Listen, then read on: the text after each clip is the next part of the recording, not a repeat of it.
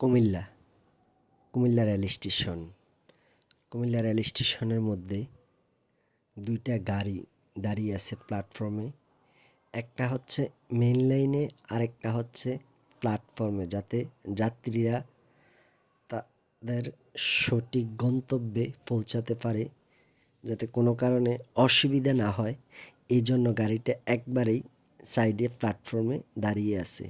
অনেক লোকজন স্টেশনে যাতায়াত করার জন্য দাঁড়িয়ে আছে। এখন এই গাড়িটাতে উঠবে, উঠে তাদের গন্তব্যস্থানে পৌঁছাবে।